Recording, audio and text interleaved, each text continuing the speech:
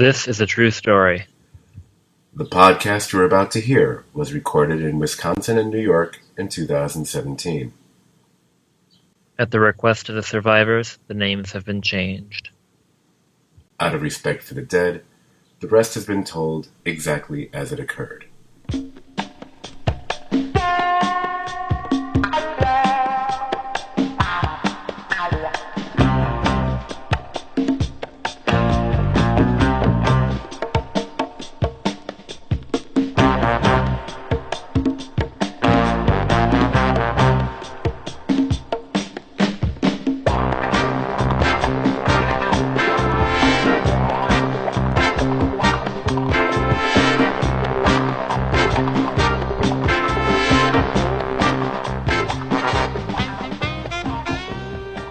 Welcome to the Better Call Fargo edition of the Serious TV Drama Podcast with Scott and Dan.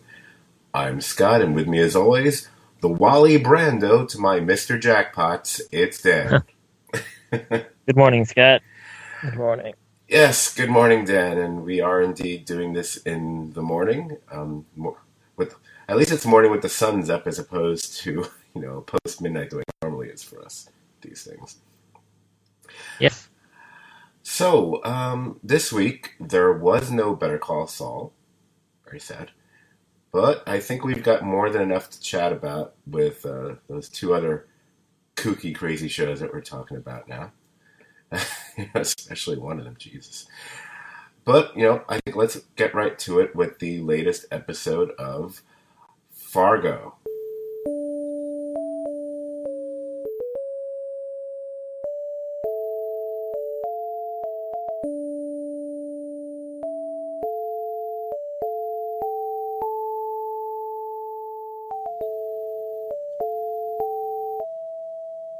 Now, the latest episode this week was titled The Law of Inevitability.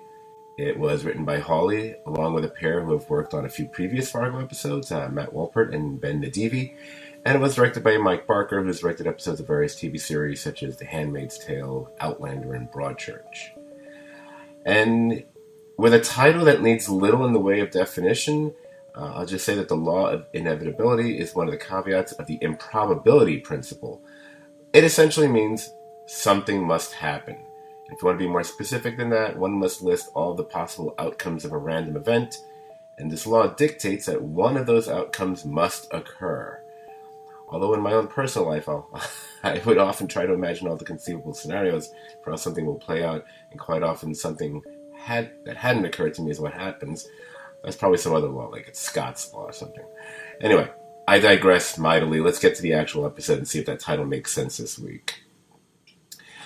So we were both pretty high on last week's episode. We were pleasantly surprised that it had such a major uptick. I kind of feel, for the most part, this continued that trend. Did you feel the same way, or how'd you feel about it? I definitely felt like it was a more higher quality episode, but I also at the same time saw this a lot of this is really like a Fargo episode, not necessarily in a good way, just kind of like this is the kind of thing I've seen before. Not that it's necessarily a bad thing. It depends on your criteria for what's good and what's bad, but it definitely had that more of a by the numbers, or in this case by the wrenches, kind of feel to it. Right. I mean, there's definitely a few things that happened in this episode that were more than a little bit of an echo of stuff specific to season one. For me, probably nothing more so than the stuff with Yuri, the Russian henchman. He's clearly a little bit zen. Kind of taking a page from Lauren Malvo's playbook there.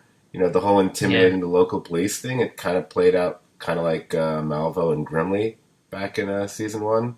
I did think, are they going to that well again? I mean, again, it's one of those things. I think, like you, I liked the scene.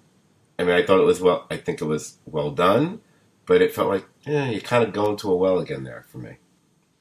Yeah, it was really good and tense, but it still had it like, this is very familiar, and I'm not so sure how I feel about that kind of feel to it. Yeah, I mean, one thing when we were watching season 2 is, despite the family connection and so on, it felt so fresh compared to the previous season. and not simply because it was a different time period. This does tend to have a lot of feeling of season one, and like you said, not necessarily in a good way. And it's not. And again, it's not like this is bad TV. It's still pretty good quality television, and some of these episodes have been magnificent. But it's still a couple steps down, and maybe that's one of the reasons. It's you never want a feeling of been there, done that when you're watching Fargo outside of the original inspiration from the movie. I think so. It can be troubling, I guess.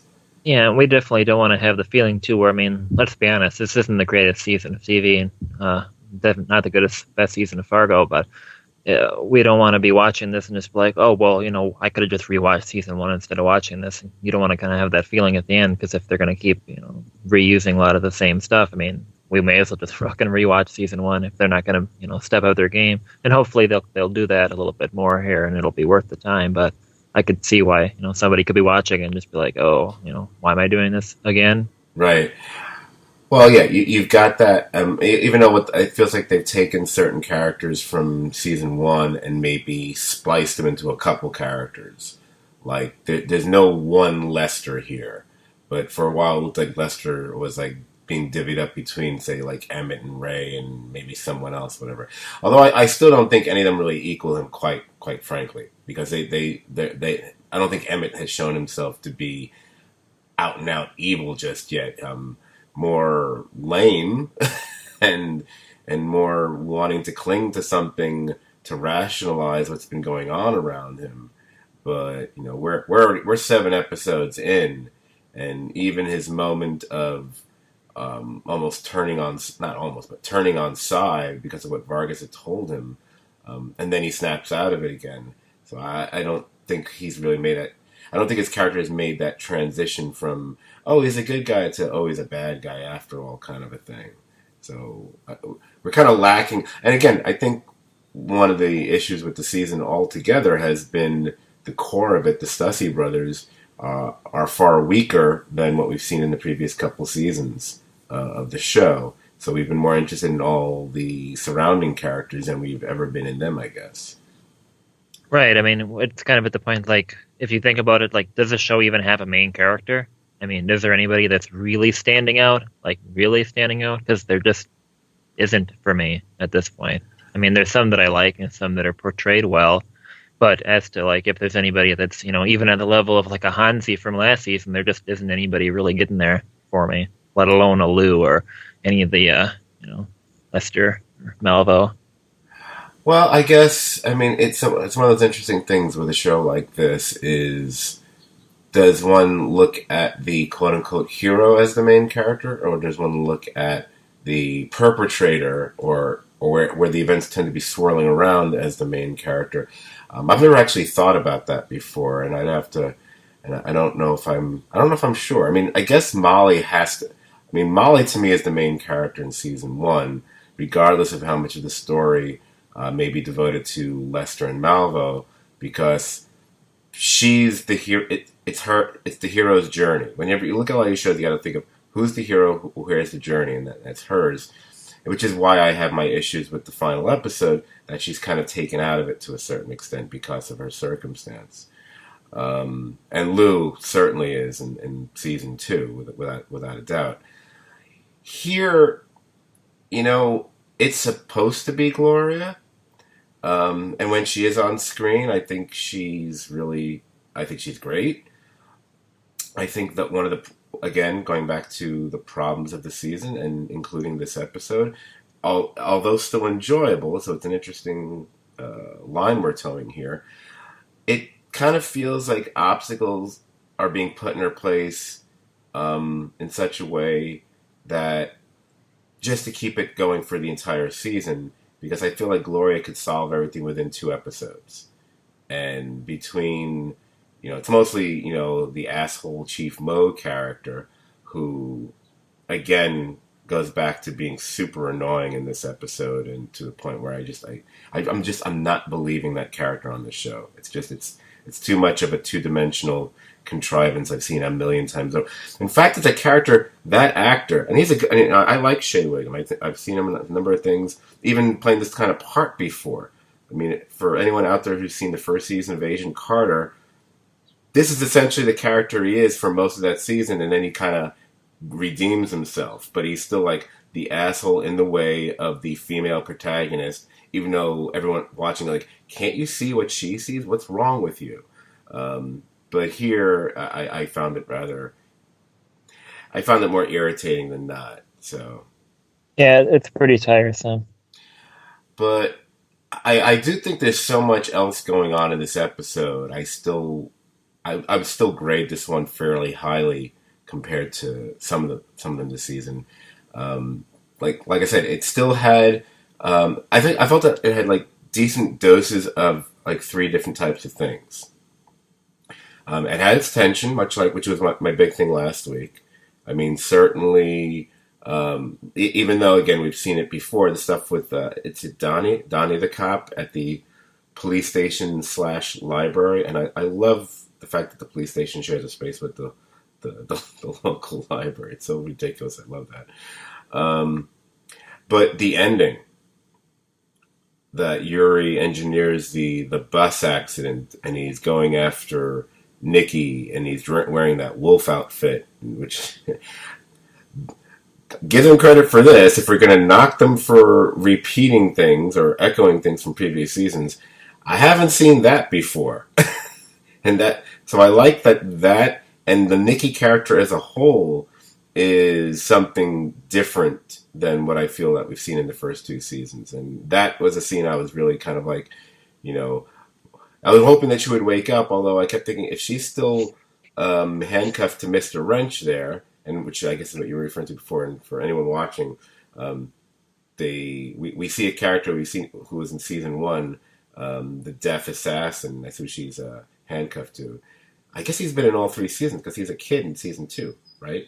Right. Yeah. So of all characters to be a link to all 3 seasons, it's so strange. Did you like the way that whole the bus accident, the way that they ended the episode with that? And Nikki overall, I think, was one of the major positives about this episode for me. Yeah, I agree with what you said there. It was really nicely done, and I think it came close to coming, being a little bit too long for me, just the way they were taking their sweet time with it. But when they executed Yuri's plan or whatever, it just the way they did it was really cool.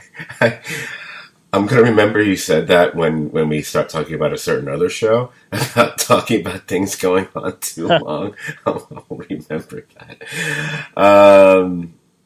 But another thing I thought was really good about the episode, and maybe just because of the, without getting too personal, just the mood I'm in or have been in, there's a lot of sad in this episode, a lot of sad poignancy, probably as much or if not more than anything else in the series since the poor little robot several weeks ago. And I think a lot of it is about the Nikki character, which I think is, to me, one of the things that's really... It's always... I think we've talked about it early on. She's always been one of the driving forces of the season, but I think it's fascinating that they've kind of flipped the book on her character, I think she's someone we like from the get-go, but when she starts out, especially if you look at the first episode or two, she's like that manipulative hustler who's smart, but maybe not the most perceptive person.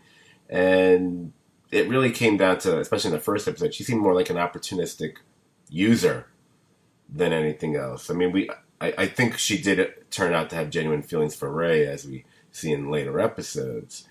But it's not hard to believe why Chief Mo... it's not hard. I can agree why Chief Mo would see it that way. Why the weird thing of why those two would be together. But now, I mean, granted, a lot of it is because of that horrible beating she had to take, and now she's being framed. She's really started. I think she's become a character we're sort of kind of been rooting for, over the last few weeks. And I think her quiet moments alone, like in the cell or in the interrogation room, in some ways spoke more volumes this episode than the more talky moments, I thought, if that makes any sense. Yeah, I kind of, I hope that I can't talk, that she's just kind of sitting there, like, calculating some kind of, revenge or escape, not escape, but or over revenge, kind of like when she was figuring out how to kill, you know, Gordon. I don't remember his name, but the guy from *Halt and Catch Fire* in the pilot. I just like the way that she was able to do that, and just kind of the way it kind of seemed really really strange and bizarre the way that was happening there. So I'd like to see something like that happen, but really, really, really nuts. Yeah, I mean, I'm trying to figure out a way she can possibly survive what's happening, but I guess I think it happened at the beginning of the next episode where someone else shows up or something. But that's not that's a pretty bad trap they've got her in. I don't know if this. I don't feel this season's going to have much in the way of happy endings. But then again, I don't know if technically any of the seasons have had really happy endings. If I really think about it, other than the hero, the cops, not dying. Usually at least somewhat coming up victorious, I guess, by the end. But usually that happens, but everyone else dies. So there's if they follow that if they follow that route the way they have in previous seasons, there's a lot of people waiting to die on this show. I hope it's not Psy though. Though I fear for him.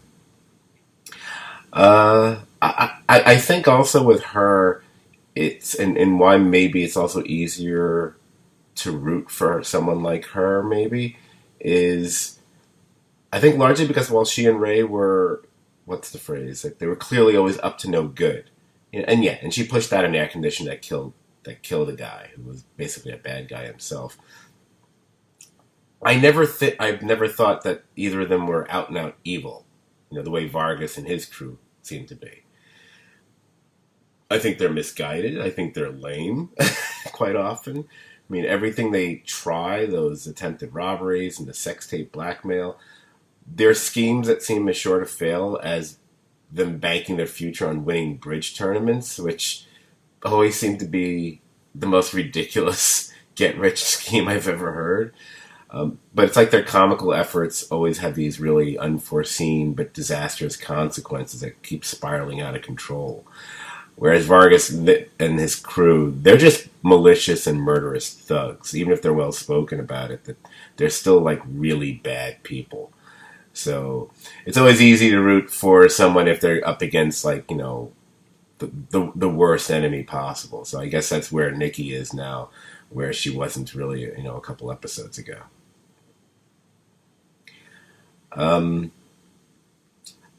What did you? Were you like me? Did you get a little sad at that moment when Sai came home and is crying to his wife?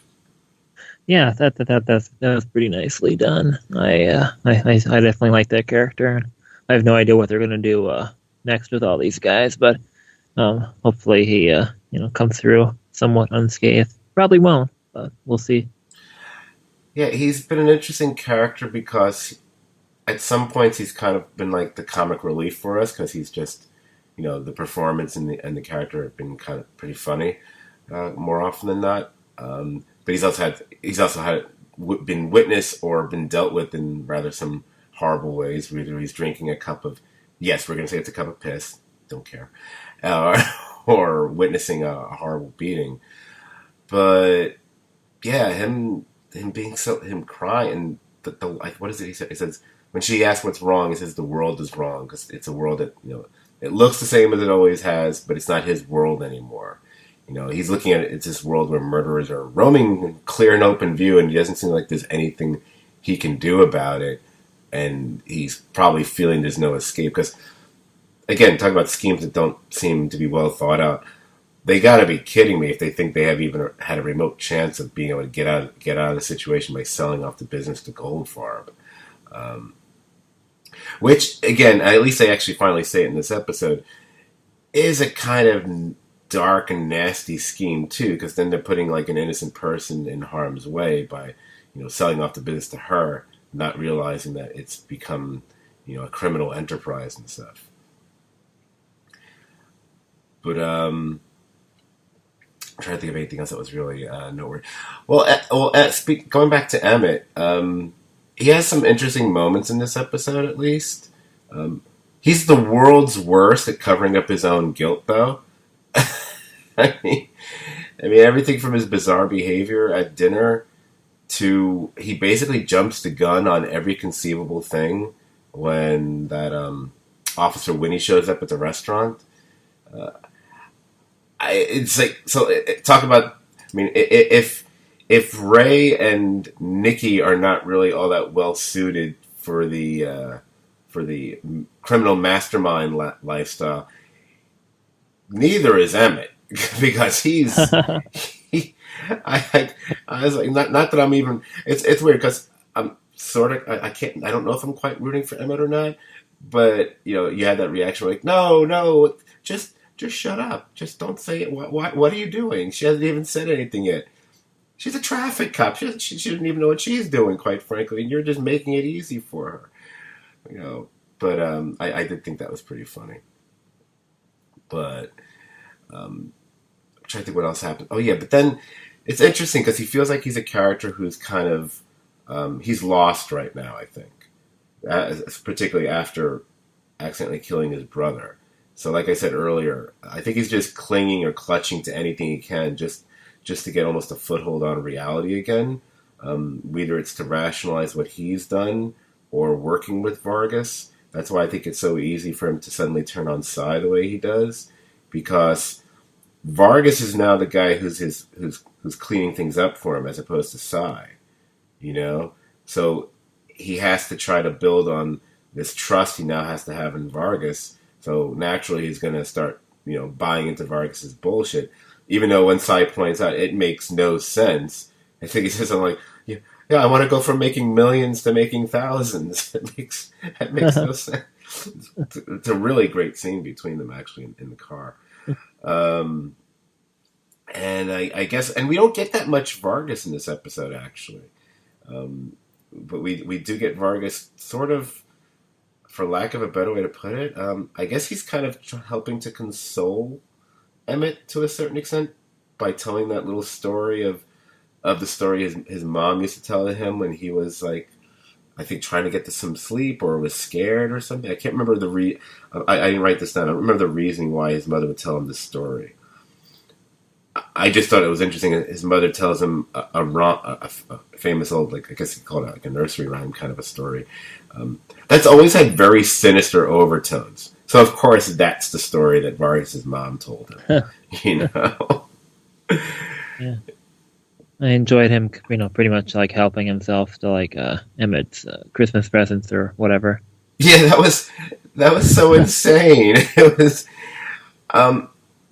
I couldn't tell if that actually was happening right at the beginning of the episode, or if they did a little time displacement there, because I couldn't be sure if during the scene when they're talking to each other and they're sitting on opposite ends of those two stairways with everything, with the bear and the Christmas tree in between.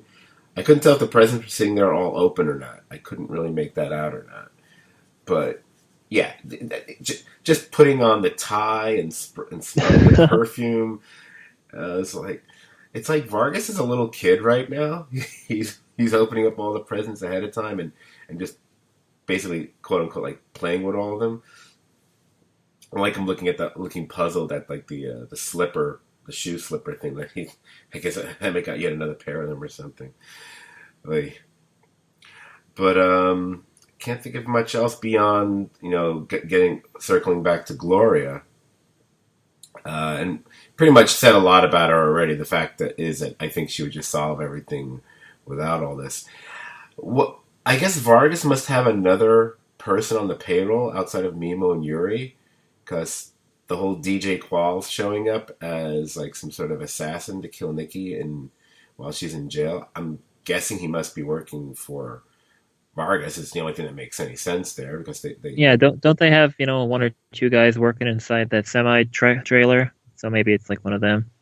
That could be it. Yeah, I mean, I'm assuming Vargas. I mean, I'm sure it's a vast organization. It wasn't just right. A couple guys. It just this one just seemed out of nowhere, and maybe it's because it's DJ Qualls. So who people remember from any number of shows. He's on right now he's on the Man in the High Castle, and he's on Z Nation. God help me. But of course, a lot of us remember him from a couple episodes of Lost and a bunch of other things over the years. Yeah, Breaking Bad. Yeah. Right, Breaking Bad. Why would I leave Breaking Bad of all shows to leave out? But I think overall I thought this was a pretty solid episode. Although I do agree with what you said from the get go, that there were some things that felt a little too familiar, and I think we just want or expect better from a show like this. So that's why I think I probably put it a tick or two lower than last week, but still higher than most of the episodes of the season. I still think it's going in a good direction. I just wish it could be a bit more original about it, and considering with Holly behind it, you'd think it could be, but Yeah. I love the theory that Legion kind of tapped him out a little bit. Yeah. Okay, so to get your motor running, and that way people can hear you for a change. You want to switch over to something a bit weirder than probably anything that Hawley and company have ever yet to achieve on either Fargo or Legion. Oh yeah. I was thinking about that, especially during the first 15 minutes of the next thing we're going to be talking about, and of course we're going to be talking about Twin Peaks.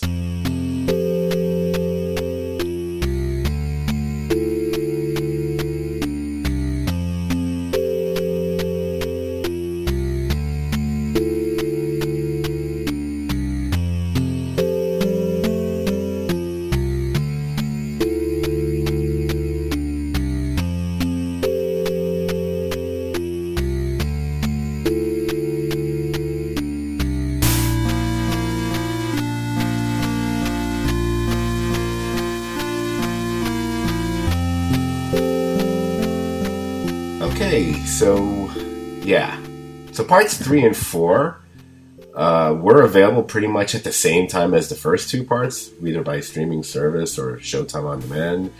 But I'm sure many, I think including you if I'm not mistaken, were trying to be patient and save them for when they officially aired this past Sunday. Yeah, I waited for Sunday night until when I was done with work. So a lot of what we saw in those 2 hours was, shall we say, Cooper-centric, although which Cooper or what Cooper we're talking about is debatable. So let's attempt to talk about some of it, because some of this is going to be a little weird, and I might defer to you, or we should all defer to you quite a bit during this, because I feel like as I understand it, there were maybe certain things that were either nods or connections to Fire Walk With Me, and my memory of that is basically non-existent. I haven't seen Fire Walk With Me in probably almost 20 years now, so I can barely remember anything about it. So yeah, anything that's like a touchstone for that, or definitely a link to that. I mean, that I read a couple articles about this like almost a week ago, so I don't remember anything I even read at this point. But let's start with the Cooper stuff, and we might as well start. Let's get into let's start talking about what's the hardest thing to talk about. I think in these 2 hours, because I kid you not, I've looked at articles about this. I read one review that pretty much just skipped it. They just didn't even mention it at all, and I went like, wait, this is episode 3 they're talking about, and I realized I think the reviewer just did like, I'm not even gonna try. I'm not even gonna try. I thought that was hysterical. So how about those first 15 minutes? Well, it definitely was compelling and very, very interesting. There'd be, really no way to explain what happened. I mean, you can just talk about the stuff that you've seen and the way they did it, but their way of showing Cooper escaping the Black Lodge is, it's definitely David Lynch, all right. Yeah, this is, I think, those first, and I believe it is roughly 15 minutes. and even that entire first hour, but especially those first 15 minutes. That's about as overtly David Lynch as anything he's done in the last 35 years. I mean, it's extreme Lynch as far as I'm concerned. I noticed that there was like no discernible dialogue until the big floating head of Major Briggs in outer space drifts by. Yeah, and I get he says, "Blue Rose." Is that? That's yep. Right? Yep. Now, Blue Rose, I think, is a reference to Fire Walk with Me. I think, if I'm not mistaken. Yeah. It kind of ties into like the maybe it's like the name of this like overarching case that they're like all these agents are kind of working on that has something to do with this Bob and all these other people getting murdered shenanigans. Right. Yeah, and the sequence overall, it's like you're saying. I mean, it's one of those things. Like, I know sometimes when we've talked about shows, either be Better Call Saul or Fargo, especially more the previous season probably, or Legion a little bit. Sometimes we chat. You especially like to bring up stuff where it may be something about a specific visual look of something, or maybe the sound design. This sequence, this whole 15 minutes, whatever, the sound, especially like the sound design or the odd kind of jumpy editing that they do throughout the scene, especially around the fireplace and stuff like that. And then you start stacking up all the things. And what seems to be fairly sparse on the screen, there's a lot going on. You got that woman with the no eyes who we can't understand anything she's saying, or if she's saying anything at all, quite frankly. You got a box that's essentially floating in outer space. Then you've got that weird, I don't know what to call it. It's like a metal pipe or drum or something that's on top of the box. And then we go back into the box. I always love the idea of when you see something which looks small on the outside, but it seems like it goes on forever when you're inside, kind of a thing. That's a common fun thing. You've got that electrical circuit board or gigantic outlet thing where the numbers keep changing on it. Because I noticed the numbers changed at least twice in that, which I thought was there. I thought that was almost Lynch just being silly as far as like, oh, so you guys like numbers, huh? Like from that Lost crap, right? Okay, I'll throw in some numbers. Sure, here's some numbers. They're not going to mean anything, but here, sure. Be funny if they actually mean something, but I don't think they will. To me, I looked at a lot of this as it's just emblematic of just a strange trip.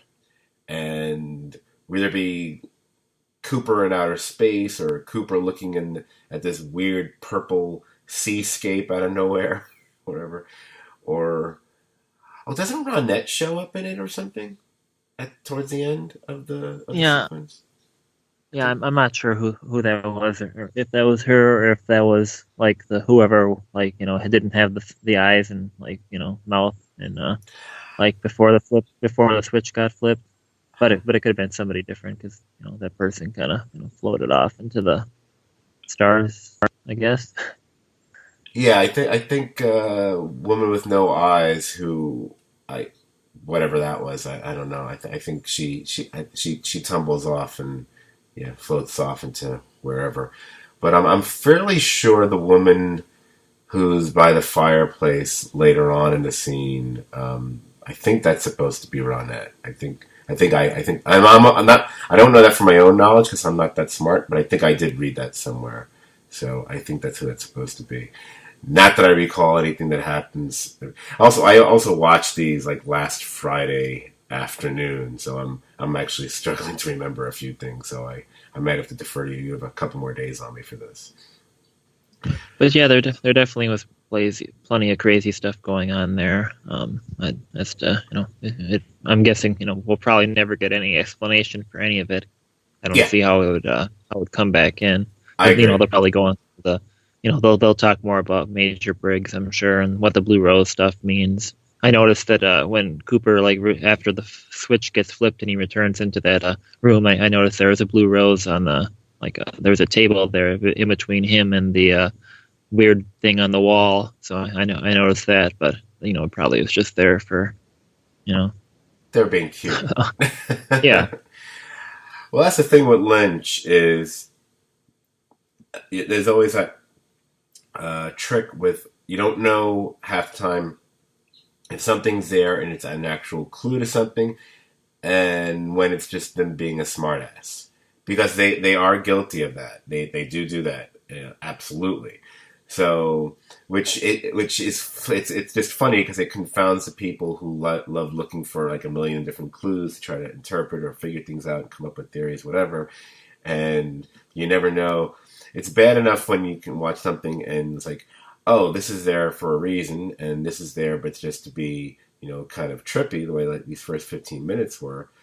And then you have the third option of, oh, he's just putting it there to screw with us, you know. Um, so I guess a lot of these 2 hours, I'd almost want to say it's the story of three Coops. So this third Cooper, Dougie Jones. And first thing I thought, if maybe you did as well, I thought, oh, they're having fun with Doug Jones now, using his name. So, is it safe to say that this third Cooper was somehow created by I don't know what we're calling him. I'm going to say Evil Cooper. I don't know. Some people say Dark Cooper or Doppelganger Cooper. Now that there's two, in this episode we're bringing a few of them. I think Evil Cooper is the easiest thing to call him. Does that make sense for how that character even came to be? Is that how you interpreted where Dougie came from? Yeah, and I think somebody said that too. I don't remember who in the episode said that he did that, but oh, maybe what could it have been Mike in the lodge or something like that? Yeah, that sounds right. Probably right. Mike. Well, I guess so. Maybe he was. I thought maybe he was making. Then it would make sense he would be making Doug as kind of almost like a stand-in for himself. When the Black Lodge came a calling for him. So we do learn. We actually learn quite a bit, about this doofus named Dougie. I think that's okay to call him a bit of a doofus. Seems like he's a guy who's gotten himself in trouble with the wrong people. He's, definitely in debt to somebody, and somebody who seems to be a bit more serious than some loan shark, the way they're trying to basically kill him. And it's a situation his wife clearly knows about as well. I did wonder why they're going through much trouble of tracking him down, trailing him, and killing him out, on the street, when they pretty much should know where he lives. I mean, hey, his house is the one with the red door. Why don't they just wait for him at home and just kill him there? I was a little confused by that, but I didn't really care too much about it. So we got a lot of puking in this episode. And I've seen my fair share of vomiting in TV and film over the years, whether it be to comical effect or just out and out disgusting. What we were subjected to in this episode was among some of the more gross vomiting I've had to sit through, especially since, and especially in one case. The one thing I'm not used to with watching vomiting in whatever medium we're talking about, I'm used to seeing it happen, it jetting out of the character's mouth, projectile vomiting, whatever you want to call it. I'm not used to the camera lingering on the vomit. And I guess it's Dougie's vomit in the motel room. I was like, okay, really, David, I really don't need to see this anymore. Could you move the camera away? And then what Evil Cooper starts doing in the car, which just goes on and on, like it felt like one of those Saturday Night Live sketches they used to do like 15, 20 years ago, where characters just kept puking all over each other, or a South Park sketch for that matter, where they used to do stuff like that. So I think I heard somewhere that some of the vomiting stuff is also kind of referencing might have been like Fire Walk with Me or something. Does that ring a bell with you? Yeah, I mean, I don't know if it's specific to that, but I mean, I've seen a few things where they like, think it has to do with like whatever, whatever kind of stuff that like I don't know. It's I don't know how to explain it. Okay. See, yeah, that's probably one of the funny things about trying to talk about Lynch's stuff, especially with a lot. It actually applies to a lot of his films, quite frankly. But really, with this Twin Peaks stuff, it's one of those things where on one hand you go, "Oh, that's going to be an awesome thing to podcast about because there's so many things to look at and clues and hints," and then sometimes you're left going, "I don't know, I don't know." And again, I don't feel that bad about that because I tend to read things about this show to just try to see what other people are saying, and people will have a bunch of things to say, intermingled with "I just don't know." Just so I don't feel too bad Yeah. we may be drawing a blank from time to time. Um, wow, unintentional segue. Speaking of blanks, so this whole business of when Cooper does make his way back into the real world or whatever we call the world we're in, whatever, but he's beyond an amnesiac, I guess. Because he hasn't just like forgotten his name. He's kind of like he's forgotten how to function entirely, how to communicate, how to even walk. So he spends the episode kind of like a spaced out toddler. Um, that's I have to say that's really some performance by Kyle MacLachlan in this episode, in both these episodes, but especially in this role. I totally bought it. It was, and it's something that should have been like, when I think about it, it should have been like driving me crazy. Like, come on, I woke, but I was fascinated by it more than anything else. So I mean, the casino sequence. Wow. what, what did you think of that? I mean, oh my gosh. Yeah, that was a lot of fun. I really, it looks like he's having a fun time, playing this completely whacked out character. Just from the way he walks, and all of it is just so just It's so funny. I mean, it's one of those things where I keep thinking there's going to be a blooper reel and there's going to be people cracking up. I just know. I mean, that when he's having like the conversation with the casino boss in his office, there because that guy's actually a comedian or comic actor. I've seen him in other things. I know that they probably cracked up during that scene. I'm loving. I'd love to see the bloopers for it. But yeah, I think maybe one of the. I mean, I think Colin McLaughlin was always going to be on board to do a Twin Peaks thing, pretty much, if Lynch was involved, or Lynch and Frost, I guess. But can you imagine when you heard like, oh, by the way, you're going to get to play. You're not just going to get to play just Cooper and like evil Cooper. We're going to give you a lot more toys to play with. When he saw the script, and was like, "Are you kidding me? Really? Really? Holy Yeah. crap!"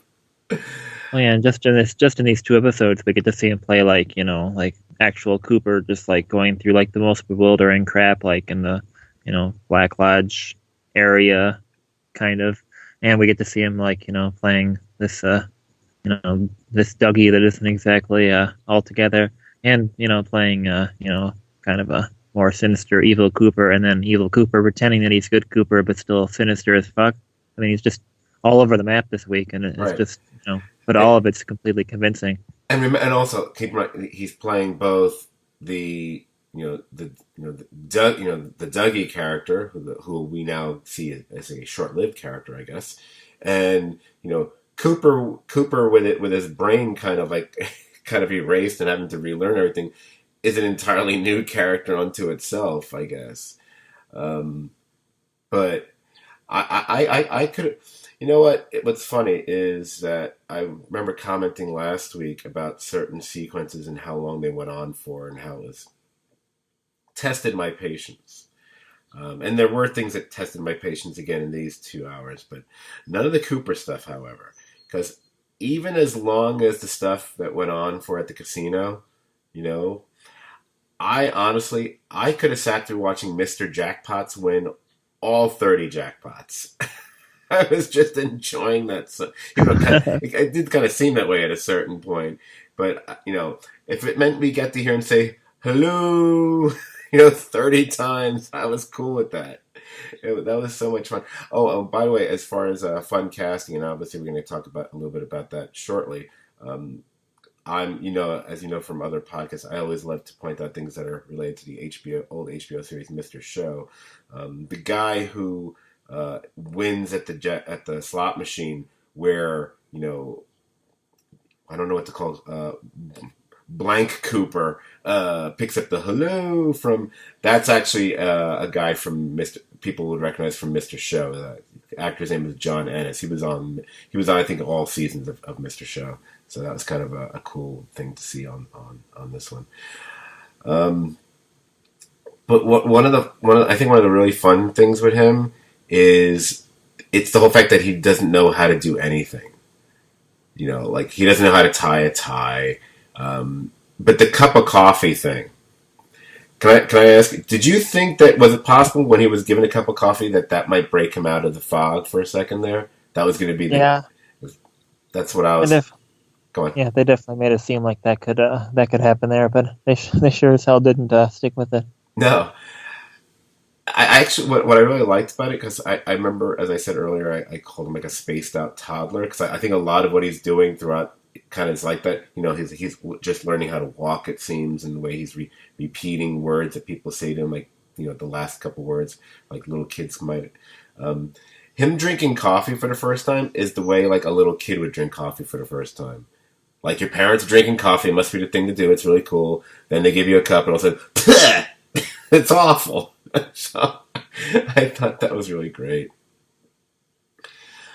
Yeah, I'm definitely not clear on like exactly like how this ducky person just kind of like was created and then like eventually has some kind of life. I mean, I suppose it's probably not the most important detail, but I mean he's definitely married, has a kid, and all this stuff. So he's I'm guessing he hasn't been floating around the whole 25 years, but I suppose he just kind of came out of nowhere and then just I was thinking about that too. I was trying to figure out how long has Dougie been in existence. See, my I would theorize that once Evil Cooper was out and about,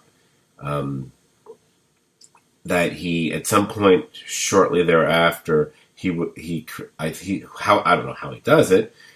He's magic, I guess. Actually, I guess he is sort of. I think he would have created this additional doppelganger, so to speak, as kind of like an insurance policy, I guess, or for lack of a better word, for when the Black Lodge comes a calling, whatever.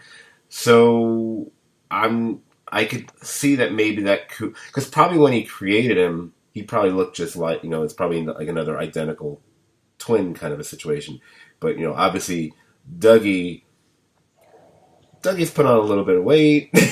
Which I really love.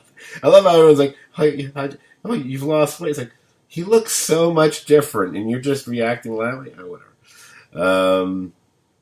So, because, like, for example, I mean, yeah, maybe he's been with his wife, who's played by David Lynch film veteran Naomi Watts. It's possible he's been with her for any number of years, but I don't get the impression they've been together for like 20-something years, because he's, that just doesn't work. And their kid, I mean, I think that kid's probably still in single digits. Sonny, around there. Sonny Jim Jones, really? Really? Jim Jones? We'll get to funny names again later as well. But, so yeah, my thinking is that he just somehow came to be, within the last, maybe 25 years ago. How that exactly works, how he's able to set things up and start his life, that's one of those complications we just try not to think about. Because you start moving away from the sci-fi fantasy realm and into things that are practical. It's like, well, how does a guy who's like in his 30s just show up out of nowhere with no money and able to do? I mean, I don't know what Evil Cooper does to. I don't know if Evil Cooper's done anything to set Dougie up, on his life moving forward or not. I have no idea. Just has to make sure he has a red door so he's easier to find by the Black Lodge. The red door. So, Evil Cooper, who I guess after his wait, does the I'm trying to remember now. The vomiting happens, and then the car accident, right? And I think that the car crashes and then he like vomits like all over the place after he rolls. Oh, is that what? Okay, I couldn't see. Yeah, It's been a while. I couldn't remember because I know the whole thing is like for a minute there you think it's possible he's going to get sucked in through that little. Looks like there's a portal in the car or something yeah. like that. They certainly start making us think that might happen, and then it turns out to be Dougie who gets sucked through an outlet somewhere or something. So I guess he gets taken in by the highway patrol finds or whatever, and then we finally get some other characters. We get the return of some FBI agents. So, how'd you feel about seeing some faces that we remember from 25 years ago plus? Oh, I loved it. It was pretty awesome. Good to see those guys again. Yeah, I love seeing David Lynch back as Gordon. And Miguel Ferrer, I feel like I should say the late Miguel Ferrer, since he passed away, I think a number of months ago at this point, is Albert. Yeah. I that was that when we basically it builds up that scene when with the two of them plus the new agent Tamara Preston, I think her name is, when they meet with the evil Cooper. That was a great scene because I was kind of in that in between world of I'm finding it amusing, but I'm also finding it kind of disturbing as well. Especially the way Kyle MacLachlan was playing it, because it seemed like he was slowing down the way he spoke, almost like a recording kind of, that was like slightly warped. Did you notice he was doing that? It was very strange. Yeah, I thought maybe it was like making it easier for Gordon to hear him, maybe, but I don't know. Right. With the whole, that could be it. It also reminded me, because especially the way he repeats phrases, he kept repeating the same thing over and over about needing to be debriefed and blah, blah. It reminded me, like, way back when, in the original Twin Peaks, wasn't Cooper always recording things for Diane or something? Yeah. In a little tape recorder? So I kept thinking that, Evil Cooper is kind of like a tape recording right now, although it's, but slightly warped and slow, and it's like it's almost repeating the same phrases, like a tape is on a loop or something. That's just crazy thinking on my part, but just it made me think of that. So after they meet with him, I'm happy to see that at least they think that there's something off. Now, do we think that either one of them may actually leap to the idea that that's not Cooper at all? I kind of think Albert might for some reason. Yeah, he seems to have a little bit more of an idea what's going on than Gordon. See, I have no recollection, even from back in the original run of Twin Peaks, how attuned to the crazy stuff that anyone in the FBI other than Cooper himself was either aware of or attuned or at all. Because I don't think it was just kind of Cooper's thing, and everyone else were more grounded in normal stuff, the real world kind of stuff. Is that kind of how it went? I don't remember. On the show itself, I mean that was pretty much how it went. But in the movie, which takes place a little bit before the show, both Gordon and Albert were there when Agent Philip Jeffries, the David Bowie character, just kind of shows up out of nowhere, having disappeared in Argentina, working on these Blue Rose cases. He just kind of just shows up at FBI headquarters in Philadelphia and then disappears again, pretty much right in front of all three of them. Oh, that's right. Yeah, so all three of them are definitely realize that this kind of stuff that can happen, even though Albert's kind of an asshole about it. Right. That's one of the things I always loved about the Albert character, that he was an asshole, but I kind of understood him, so it worked for me. Yeah. I know it was funny. He had a couple, cheap shots there where he was just, bad mouthing about local food or something. And this week, I'm just like, oh yeah, good stuff. Yeah. I also kind of liked, I guess it's Lynch himself saying it towards the end here, because it seems like they're echoing the viewers when they actually say, they don't know what it is or how to explain it. It's like, Yeah, you're kind of like us right now. You're very, very cute.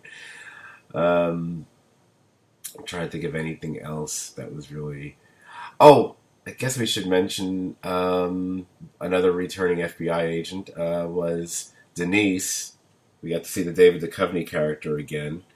Um, I love seeing that character again, especially playing off of Lynch. I did feel this time she was a bit more silly or caricature than I think she was back in the early '90s.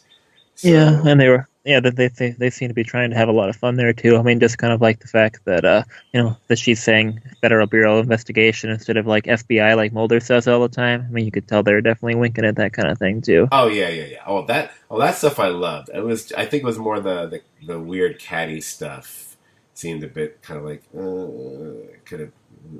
I wish she had been. I would have preferred she had been a bit more matter of fact, and the change that she had gone that she's gone through was not even discussed at all. I think that would have made it actually a bit more interesting for me. So beyond all the Cooper stuff, there was a few other things that happened, um, but I'm trying to figure out how to speculate about what's going to happen on this show. I mean, how long do you think we're going to go with Cooper as the amnesiac? People think he's Dougie thing. I mean, do you think that's going to go on for quite some time, or do you think there's going to be something that's going to happen to snap him out sooner?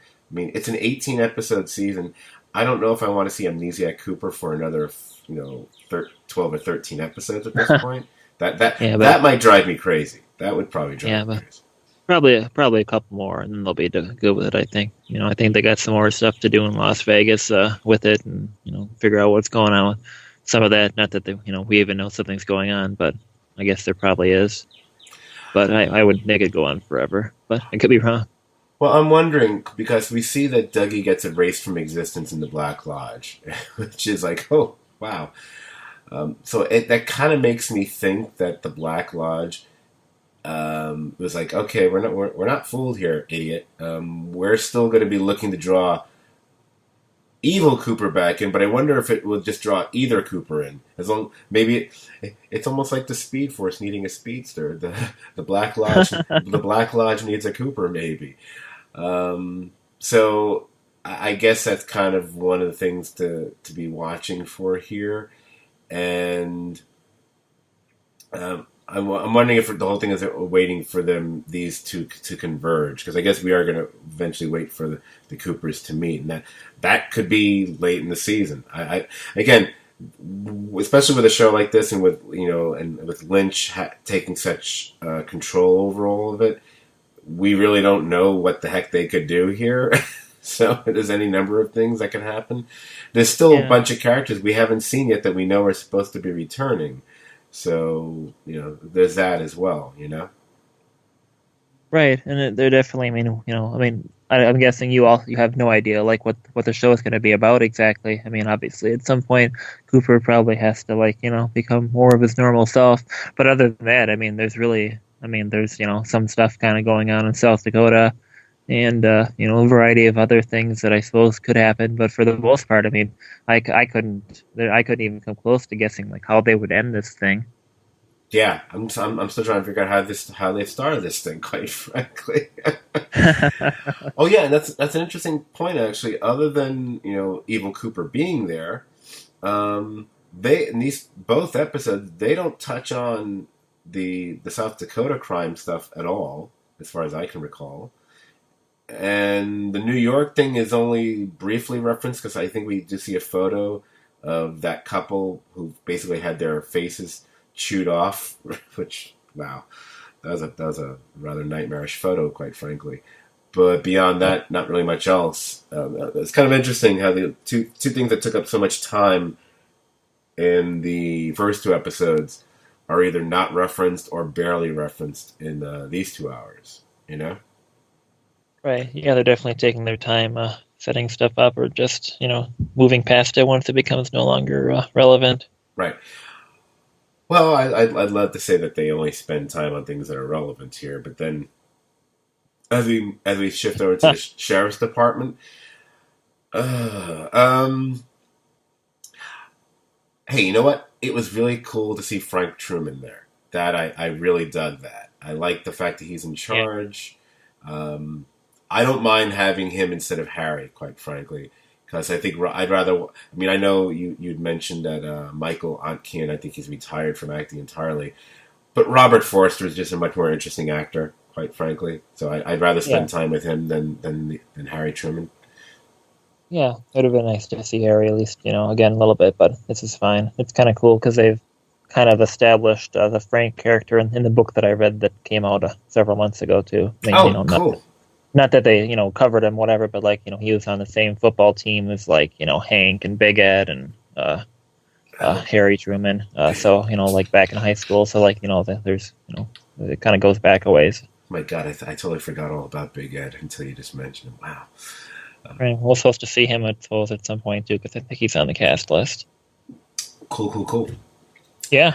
Now, I have to, now, maybe it's just me. I don't know. I did kind of feel we've been spending a little bit too much time with Lucy and Andy. Only because for my taste, I think back on them way back when. I thought, they were kind of lovely, quirky. We got the little taste of them here and there. And even in the second season, I thought we got a little bit too much of them at one point, but it wasn't that much, whatever. Now it's a bit much. I think Lucy's issues with cell phones, which have probably been around the entire 20 something years, it's a Yeah. little bit out there. But I say that, but yet on the other hand, we got two really beautifully ludicrous scenes with them, which I really love. So I'm kind of trapped there. It's like I'm getting too much of them, but I did love two scenes that they're part of. Yeah. I mean, they've dumbed them down even more so than they did in the original show, which is it's an interesting choice, I guess, to make. And I mean, I suppose it's logical that they wouldn't be getting any smarter as time went on, because they definitely didn't seem like they possessed that ability on the original TV series. But Yeah. yeah, I could see how you're just like, okay, I mean, it's not something I want to see for 45 straight minutes anyway. No, I feel like they follow the tradition of like Sam Malone or Homer Simpson's, like characters who got much dumber, years later than they were when they started out. I mean, Andy especially. I mean, Andy had his issues. I think he had a sensitive stomach kind of a thing as far as seeing like crime scenes and whatever. But I don't remember him being a total idiot the way he seems to be right now. He was a little goofy, but not an idiot. But first, you got the "it's not about the bunny, maybe it is about the bunny" stuff with Hawk, um, which I don't know why I liked it so much, but I really was enjoying. I was enjoying the way the actor was just kept questioning it and questioning himself, like maybe it is about the bunny. No, no, it's not about the bunny. We're watching it, and we're like, it would be amazing if it did turn out to be about a bunny, but there's no way. It's because it's David Lynch, but there's no way. It's just why they taking so much time with this. But I really was very entertained by that. I didn't mind that at all. It kind of makes you want, because the whole thing is that the log lady told him that something was missing. Um, of course, that can mean so many things. I mean, Cooper himself, quite frankly, is missing, but one assumes that's not what the log lady is referring to, looking for something that'll link to his heritage, as he says. I've I can't even begin to speculate what the heck it could be. I'm still at a loss on that one, so maybe it's just something we just gotta wait and see, and it'll probably be something out of left field no matter what, I'm guessing. Yeah, that might tie in somewhat to like the book type stuff too, like where they might have set that up a little bit in there, because it kind of like all this stuff takes place in the Pacific Northwest, and the book kind of ties it to like certain things like the Lewis and Clark expedition, which is brought up in this one of these two episodes, and some of this other stuff like just odd happenings that have happened in that area. The like some of the original flying saucer sightings took place in that kind of area and stuff too. So it'll kind of ties in through that, and Project Blue Book and Major Briggs and all that. So the stuff with Hawk's heritage, maybe. I mean, that could be something to do with that, but Huh, I don't okay, know. that's interesting. Wow. Yeah. See, that's why we need you here. We need the Twin Peaks expertise here. So I'm flat as I flounder. Um, so let's just go right to the what might be the silliest thing in all the entire 2 hours. Wally Brando. Now, I almost forget that it seems like everyone in their left ball is going to show up this season on Twin Peaks. But Michael Cera. And I couldn't decide, is he doing the worst Brando ever? Or is it actually not a bad Brando? I always want to go put on the wild one to kind of check to see. Because Brando, especially in the whole motorcycle getup, was rather, for someone who's known as being the great method actor, he did do a very over the top kind of laconic speaking role when he did that, and I think Sarah was kind of doing that to a certain extent. How much did you enjoy that? Oh, I can safely say that having brought up X-Files and Arrested Development's revivals last week, that I definitely found this scene to be funnier than anything on the Arrested Development. And it was, I was just laughing out loud the whole time. It wasn't, it was different than like the good episode, the Darren Morgan episode of the X-Files season 10. It's that was a different kind of comedy filled with inside jokes. But it was just ridiculous. I'm just, just laughing at just how just obnoxious it is, and it's still kind of it fits with like the theme of the show, because there's always bikers going around doing their thing. But just the story that he's telling and the way he's delivering it, just about all the like just things he's been doing. It was hilarious. I really, really liked it. Yeah. And the patience that Frank Truman's able to show in that scene, because full well it's like that's a character, because he's a very man of the earth kind of get things done kind of a guy from what I've seen in this episode and what I can remember.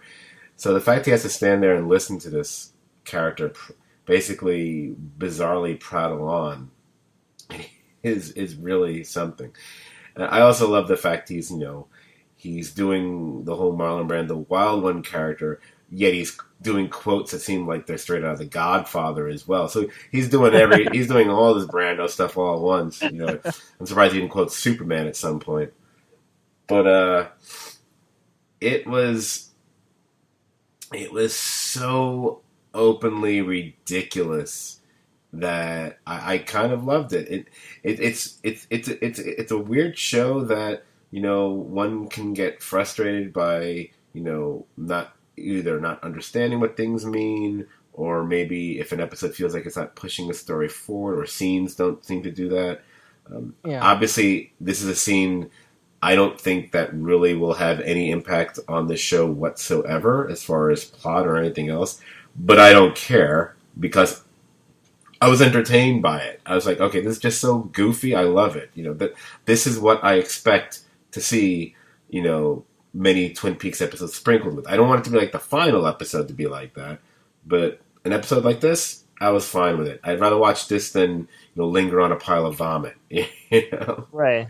Yeah, I definitely, I'm not tired out by this kind of thing yet, and it's a little bit better quality than some of the stuff at the end of, season 2 of Twin Peaks where they would do something, kind of just, tedious, and, kind of like the guy walking around inside the bank, it's like, okay, it's funny the first, time or two, but after a while it's just like, enough. But so far on this show, the stuff they're doing is still, it's, I don't know, fresh is quite the right word, but just the weird, quirky stuff that doesn't necessarily have a meaning. I guess I'm willing to be a little bit more patient for. If it's Lawrence Jacoby spray painting shovels for some reason. I was going to ask you about that. I was like, what about that?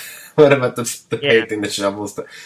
Do you think that's gonna eventually lead to something, or would it be funnier if it actually never leads to anything? Quite frankly. It is so. Yeah, it doesn't really. He's no longer a psychiatrist. He lost his license because he was half involved with Laura Palmer back in that thing. So he lost his license, kind of after the show ended somewhat. But I don't know how the shovels has to figures in with anything. Maybe he's out there looking for something. I have no idea. But yeah. On one hand, I could see it being something that really is of something of major significance.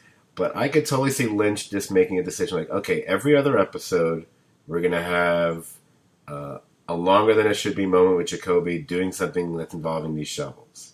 Because we had that episode where he's getting the delivery, which seems to go on forever. And now this one where he's spray painting them. And so every other episode is going to be doing something. And it'll just lead to, at the end where he's I don't know, created some stupid work of art with shovels, which means nothing to anything. And it's like, really? That's what that was all about? It's like, yeah, it's Jacoby's arc. That no one wanted to know about, quite frankly. Yeah, it's kind of one thing I think is funny is that they keep having Jacoby get all these shovels, and like back in the pilot for Twin Peaks, it ends with like Jacoby's hand like digging something up, but like not using a shovel. He's like getting like the half of one of those like heart bracelets that like James and Donna buried. So it ends with Dr. Jacoby like digging, but he's not using a shovel at all. So I just thought that's kind of doubting it means anything, but you never know with these guys. So, just getting to the point of wrapping it up with the episode. I mean, we got to see Bobby as a cop here, and his going on these crying jags when he's thinking about Laura Palmer, I guess. But Hawk, I'm just wondering, even if he finds whatever it is he's supposed to be looking for, I'm trying to think what's that supposed to lead to. I mean, I can't imagine that they're going to have Hawk find his way into the Black Lodge, although he did sort of see... Didn't he kind of see the curtains a little bit a couple episodes ago? They were kind of there and they weren't? I mean, maybe... I'm assuming whatever he's doing like might have something to do with like however they, bring Cooper back fully or unify, both Coopers or whatever they end up doing in that regard. I mean, or else it's just, he's maybe whatever he's doing will set up whatever like the final act, the end game is, whatever that could be at this point. It could be, just have something to do with who fucking knows. Right. All right. Is there anything else that comes to mind that you wanted to touch on, or did you just want to get this wrapped up? Yeah, I think that's about it. It was kind of nice seeing Bobby again, and the weird Twin Peaks-esque over the top crying. I thought was it was a little bit funny, but kind of sad, and seeing the music or hearing the music and seeing the picture, it was just kind of it felt nostalgic, but not like annoying. I could see how like somebody watching it, that isn't quite into that kind of thing would be like, okay, this is like stupid, crappy acting or something. But I mean, if they made it this far into Twin Peaks, I mean, like, and they like don't get that this kind of thing's going to happen. I mean, well, good luck with the rest of the show, buddy, because it's it's not getting any more coherent than that. Right. I mean, like we've spoken about online and whatever. I'm firmly. I mean, and I know like you have a friend or something who's done this, and I'm sure there are a handful of other people out there who decided to attempt to dive into the series without having ever seen Twin Peaks before. I personally, I just don't see doing that. I don't think you get most of what's going on or can be adjusted to this. And again, it's been decades since I've watched Twin Peaks, but at least I have a very strong memory of it because it was very resonant with me, especially the first season and first half of the second season, because I think I rewatched that a few times over the years. But I think one would be just bewildered and lost by all this otherwise. Or they'd be into it, but I think they'd be losing a lot. I mean, the Black Lodge stuff wouldn't be a quarter as interesting or as impactful if you haven't seen what happened in the first two seasons, I think. Yeah. He asked me to try to explain, like, what the Black Lodge stuff is. I'm just like, dude, I can't even come close to explaining it. It was like, well, kinda. I'm just like, no, you're just gonna have to watch it. Make the time to plow through at least the first, 20 episodes and the last few or something. But it's, I just can't explain it. Maybe there's a YouTube compilation that just has just only the Black Lodge scenes from the first two seasons. You can just watch that, and that'd be even more confusing. Yeah, I know. That'd be awesome. It's like now there's a little guy. What? Oh boy! But and I guess after this that they're gonna resume. Not resume because I hadn't done it yet. I think from this point on, it's just going to be single episodes every week, as opposed to doubling up. Although they might double up at the end, I'm guessing they'll probably double. Yeah, I think they're probably doing that. And I kind of enjoy how they seem to be ending like most of the episodes with like a music number in the bar like type thing going on. It just kind of it's just a different way of ending episodes, and I kind of like how they're doing it. Yeah, and also it's also interesting to see a show where we got the rolling credits, which I I can't think of any. The last time I've seen a TV show that had rolling credits. Quite frankly, it's been a while. Yeah. Just the way TV just isn't that way anymore. So you just don't see it credits done in that fashion. So it's kind of like Lynch bringing his, it's movie director Lynch time, and so even that's going to have that cinematic feel. And also kudos to them for doing something which other shows have proven to be unwilling to do, except for Better Call Saul right now, actually, shockingly enough. Remember, you know how we've spoken about TV shows in the past, Lost is very guilty of this and a few others as well, where they would blow surprises by, if you're paying attention in the opening credits, you might see someone who's going to be in the cast that you didn't realize was going to be there. I love that Twin Peaks is not doing that. Like, the opening credits are not the cast at all. They're just different people behind the scenes. They have the casting directors listed in the opening credits, quite shockingly enough, but not any of the cast. So that way you wouldn't know that Michael Cera or Naomi Watts or whoever else is going to suddenly show up in this episode or not. I love that they're doing that. So that way you can be surprised. Either be a returning Twin Peaks person or some random actor, actress, singer. There's probably a politician somewhere in here. Who knows? I wish other shows would or could do that, but I'm glad that they're doing that for this show at least, because it doesn't. I don't get spoiled by anything in the beginning, because I've been leaving the credits on when I put it on just because I like hearing that music, So I'm glad they don't blow anything for us at the same time. No, the opening credits doing it the way they do it, it's pretty cool. And even though we've all seen the cast list at various times for the show, and I tend to prefer like kind of a relatively pure experience. I mean, it definitely helps when they don't put it blast it out there at the beginning, just like, hey, this is where this guy shows up, because for the most part I do kind of like forget like certain things are going to come back, and certain characters from the series are going to return, even though I've watched it recently, because you can really get absorbed in the experience between all the just insane imagery going on and all the whatever stuff going on. You can really kind of lose yourself watching the show. So by not having that kind of reminder at the beginning, I definitely think it helps to be surprised, as it were. Yeah, and as far as that whole, I read that, I skimmed over that cast list the day it got released, who knows how many months ago, that one time. I don't remember any of it at all. I just remember knowing that a couple people from the show aren't returning for whatever reason. Either they've retired or they passed away or they just, whatever the reason is. But I don't remember most of the people who are supposed to be like the surprise guest stars or anything. So, which I'm happy that I don't remember. It's like, yay. So everything's like a fresh surprise for me. Okay, so let's wrap this up. If you enjoyed this podcast, you'll probably enjoy hanging out on our Facebook page as well. It's the Serious TV Drama Podcast page. You can like the page and join the conversation about shows like Twin Peaks and Fargo and Better Call Saul and so many others that we yap about there. You can also find us on iTunes by typing in the Serious TV Drama Podcast. You can subscribe to our feed as well as rate and review us there. And finally, you can follow us on Twitter. Our handle is at STVD Podcast. It's STVD as in Serious TV Drama. Dan and I, we are finally going to get together with a few of our All-Star Squad buddies to get around to talking about those superhero show finales that aired like a week ago. We might be able to do it tonight. I don't know. If not, it'll be next week. Who cares? The shows have already aired. It doesn't matter at this point. We'll get to it when we get to it. We might even talk a little bit about a movie that got released a few weeks ago. I think we will. So I think practically everyone's seen it at this point. Yeah, I think we have now. Yeah. But that's for the people who are into that sort of thing. That's the podcast for y'all. Anyway, thanks for getting together this morning, Dan. And thanks everyone for listening. Yep. Thanks, everybody. Have a good day.